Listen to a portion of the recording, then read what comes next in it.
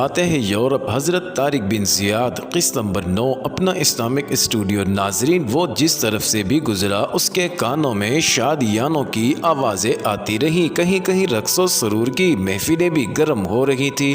لوگ اچھی پوشاکیں پہنے خوش ہوتے اور ہنستے پھر رہے تھے۔ ناظرین، قاصد سیدھا دربار عام میں پہنچا۔ آج دربار کی عمارت دلہن کی طرح بنا دی گئی تھی، خوب اچھی طرح سے سجاوٹ کی گئی تھی۔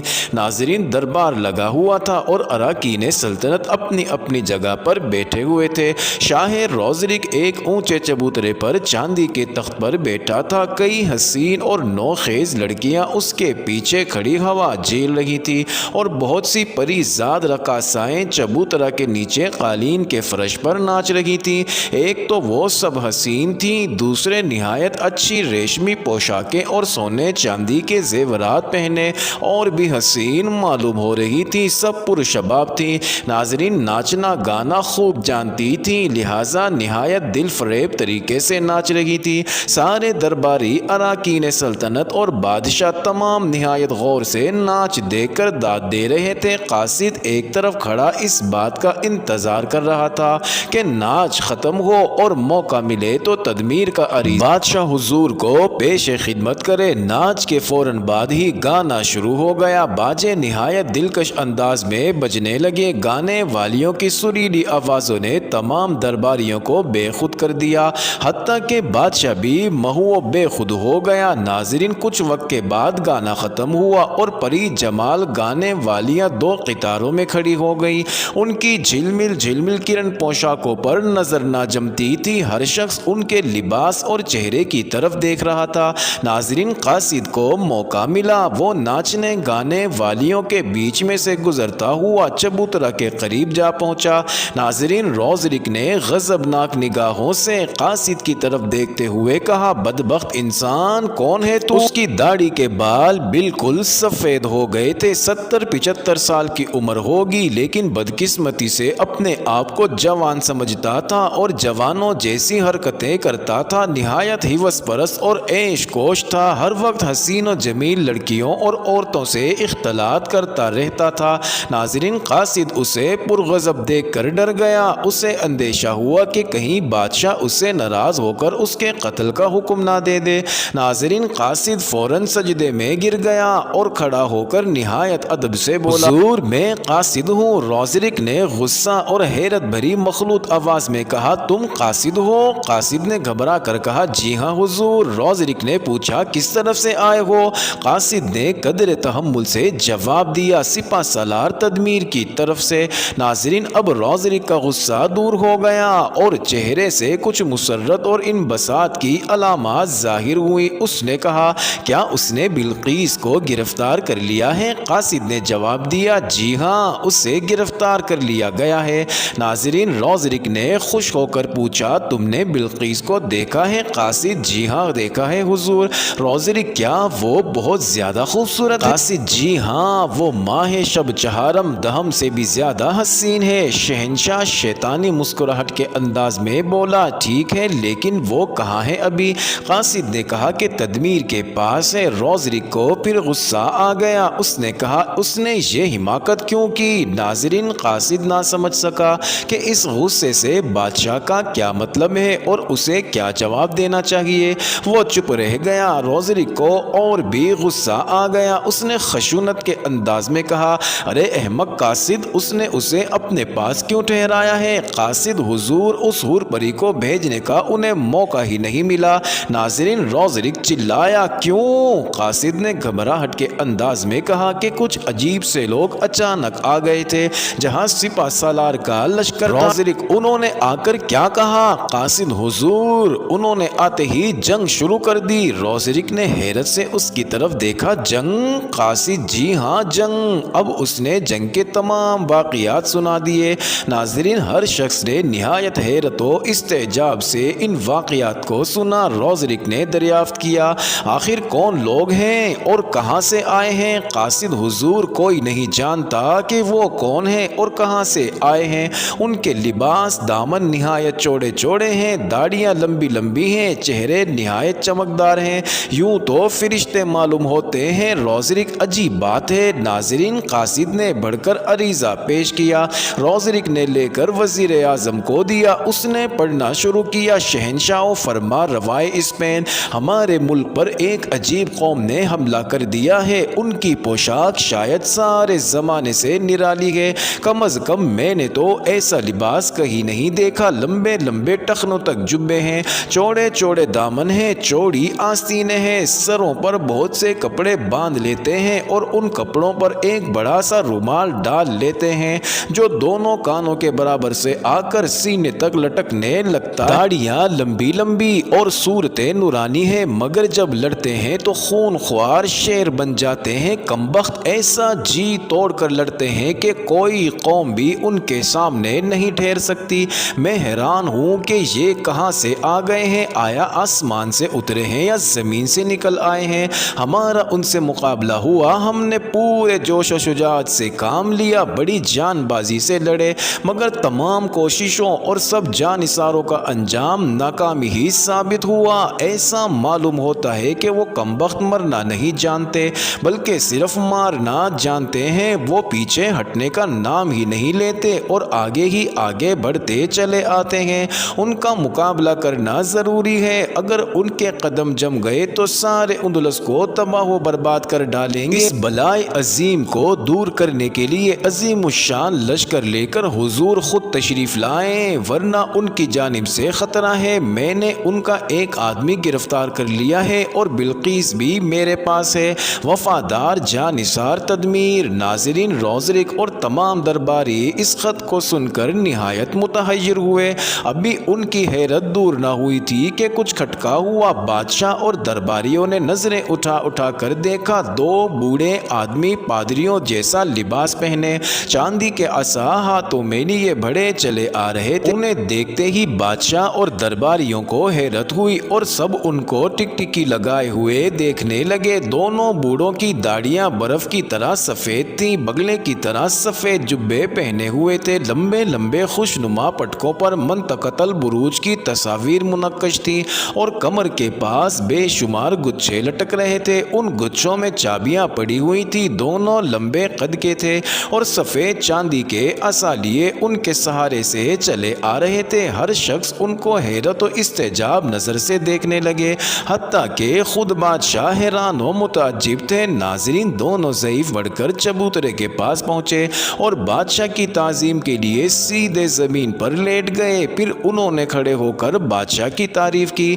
नाज़रीन, बादशाह ने दरियाफ्त किया, तुम कौन हो? एक बूढ़े ने कहा, हम उस गुंबद के मुहाफिज हैं जो अजाइब खाना के नाम से मशहूर है। नाज़रीन, ये बात सबको मालूम थी कि तली तला के पहाड़ की चट्टान पर एक गुंबद है जिसे हरकिल आज़म ने बनवाया था, जो कि बरस हा बरस से बंद पड़ा है। शहंशाह हरकिल ने समंदर के किनारे पर मीनार बनवाए थे जो उसी के नाम से मीनारे हरकिल मशहूर हैं और आज तक मौजूद हैं। निहायत ऊंचे और अजीब व गरीब मीनार हैं। जिस वक्त इस शहर तली तला के करीब एक गुंबद बनवाया था जो चट्टान के ऊपर होने की वजह से निहायत बुलंद था और अजाइब खाना के नाम से मशहूर था। जब से ये गुंबद तामीर किया गया था उसी वक्त से बंद पड़ा था। नाज़रीन, कोई भी नहीं जानता था कि उसके अंदर क्या है। नाज़रीन, रोज़रिक ने हैरत व इस्तजाब अंगेज नज़रों से बूढ़ों की तरफ देखते हुए कहा, तुम्हारे आने की गर्ज क्या है? एक बूढ़ा कहने लगा, आली जा, स्पेन के फरमा रवाओं का दस्तूर रहा है कि जो कोई तख्त पर बैठता रहा वही अपने नाम का ताला बनवा कर 9 रोज़ के दिन गुंबद के फाटक में डालता रहा। रोज़रिक ने कता कलाम करते हुए कहा, और तुम मेरे पास सिर्फ इसीलिए आए हो कि मैं भी उसमें अपना नाम का ताला डलवा दूं? पहला बूढ़ा, जी हाँ रोज़रिक, मगर इससे फ़ायदा क्या होगा? दूसरा बूढ़ा, हुजूर, शाह ने सल्फ की वसीयत पूरी करना। रोज़रिक, तुम जानते हो उस गुंबद के अंदर क्या है? पहला बूढ़ा, नहीं हुजूर, उसे जिस शहंशाह हरकिल आज़म ने तामीर करवाया था उसी वक्त से बंद पड़ा था और कोई नहीं जानता कि उसके अंदर क्या है। रोज़रिक, तुम उसके मुहाफिज कब से हो? दूसरा बूढ़ा, हुजूर, हम दोनों भाई हैं और हमारे बुजुर्गों के सुपुर्द उसकी खिदमत और हिफाजत कर दी गई थी। उस वक्त से हमारे ख़ानदान वाले अपने फ़राइज़ अंजाम देते रहे। अब हम दोनों जब سے کہ ہم نے ہوش سنبھالا ہے، حفاظت کر رہے ہیں۔ روزرک مگر تم خدمت کیا کرتے ہو؟ پہلا بوڑھا باہر کی صفائی کرتے ہیں۔ پھر روزرک نے پوچھا اور اندر کی صفائی کوئی کیوں نہیں کرتا؟ دوسرا بوڑھا حضور اس لیے کہ اس کے کھولنے کا حکم نہیں ہے۔ روزرک کس کا حکم نہیں ہے؟ دوسرا بوڑھا اس کے بانی کا۔ روزرک یعنی ہرکل اعظم کا؟ پہلا بوڑھا جی ہاں۔ روزرک کیوں حکم نہیں ہے؟ دوسرا بوڑھا اس لیے کہ اس کے متعلق یہ پیشن گوئی ہے جب وہ گنبد کھولا جائے گا تو ملک پر تباہی آ جائے گی۔ اور پھر روزرک اور پھر کیا؟ دوسرا بوڑھا اور جو بادشاہ اسے کھولے گا وہ مارا جائے گا۔ روزرک یہ تو عجیب و غریب پیشن گوئیاں ہیں۔ پہلا بوڑھا جی ہاں۔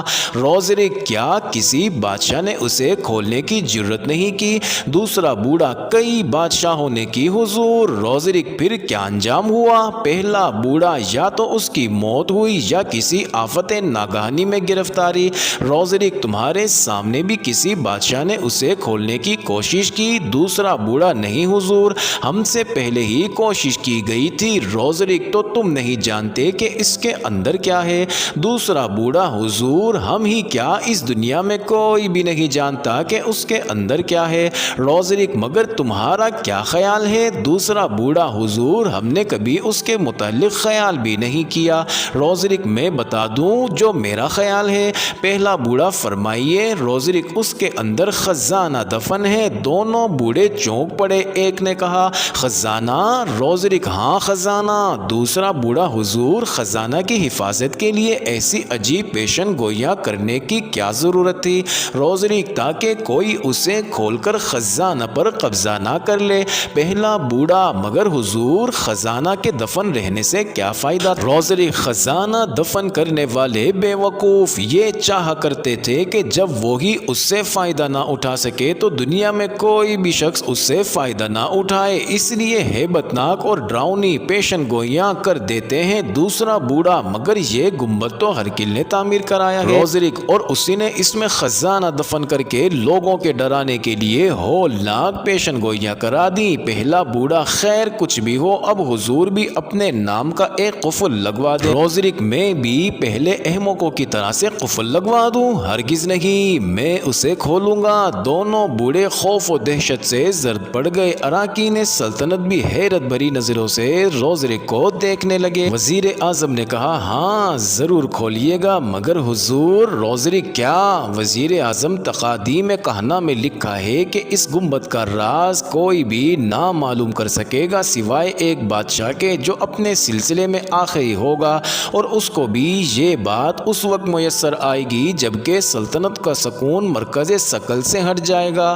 پھر وزیر نے کہا کہ اگر پرانی کتابوں میں ایسی باتیں تھیں تو اب تک کوئی نہ کوئی بادشاہ اسے کھول کر خزانہ لے چکا ہوتا، خزانہ اس میں دفن ہی نہیں ہے۔ روزرک نے غصے میں آ کر کہا بزرگ بے وقوف تھے۔ فوجی افسر نے کہا کہ جس دن یہ گنبد کھولا جائے گا اسی روز سے ملک پر غضب الہی نازل ہونا شروع ہو جائے گا۔ ناظرین روزرک نے مذاق بناتے ہوئے کہا یہ تمام پیشن گوئیاں صرف ڈرانے کے لیے ہیں اور میں ڈرنے والا نہیں ہوں، میں تو اس گنبد کو ضرور کھولوں گا اور جو کچھ اس کے اندر محفوظ ہے اسے دیکھوں گا۔ ناظرین ایک پادری نے جو بادشاہ کے قریب ہی بیٹھا تھا بولا عالی جا مناسب یہی ہے کہ آپ اسے نہ فرض کر لیجئے کہ اس کے اندر خزانہ ہی ہے، اس وقت حضور کو روپے کی ضرورت نہیں ہے لہٰذا بند رہنے دیجئے، کسی اشد ضرورت کے وقت کام آئے گا، اور اگر خزانہ نہ ہوا تو کفِ افسوس ملنا پڑے گا۔ روزرک میں جو زبان کرتا ہوں اسے پورا کیے بغیر نہیں چھوڑتا، اس لیے سمجھانا اکارت و فضول ہے۔ پادری حضور کی خوشی۔ روزرک نے بوڑھوں سے مخاطب ہو کر کہا تم واپس جاؤ اور چابیوں کے گچھے صاف کراؤ، ہم کل وہاں آ کر گنبد کھولیں گے۔ دونوں بوڑھے اظہار اطاعت کے لیے جھک گئے۔ روزرک نے فوجی افسر سے دریافت کیا اس وقت میدان جنگ میں کتنا لشکر بھیجا جا سکتا ہے؟ حضور 1,00,000۔ روزرک بہت کافی ہے، تم اسے حکم سنا دو تاکہ وہ کوچ کے لیے تیار ہو جائے۔ افسر جی بہتر عالی جناب۔ ناظرین اب روزرک اٹھا اور تمام درباری اٹھ کر رکوع کی شان سے جھک گئے۔ لڑکیاں بھی دونوں ہاتھ سینوں پر رکھ کر اور سر جھکا کر کھڑی ہو گئیں۔ بادشاہ نے سب پر ایک سرسری نظر ڈالی اور تخت سے اتر کر چلا۔ جو لڑکیاں تخت کے پیچھے کھڑی تھیں انہوں نے اس کے لمبے لبادے کو اپنے ہاتھوں میں اٹھا لیا اور اس کے پیچھے پیچھے روانہ ہو گئی۔ بادشاہ کے جانے کے بعد سب ایک ایک کر کے چلے گئے، لیکن سب کچھ پریشان اور فکر مند تھے، اور یہ تفکر و پریشانی صرف اسی لیے تھی کہ بادشاہ نے اس گنبد کو کھولنے کا عزم صمیم کر لیا تھا، جو کہ جب سے بنا تھا اسی وقت سے بند تھا، اور جس کے کھولے جانے کے متعلق نہایت ڈراؤنی پیشن گوئیاں تھی۔ تھوڑی ہی دیر میں وہ تمام دربار خالی ہو گیا۔ معزز ناظرین، یہ انٹرسٹنگ ویڈیو جاری ہے، اگلی ویڈیو قسط نمبر 10 میں دیکھنا مت بھولیے گا۔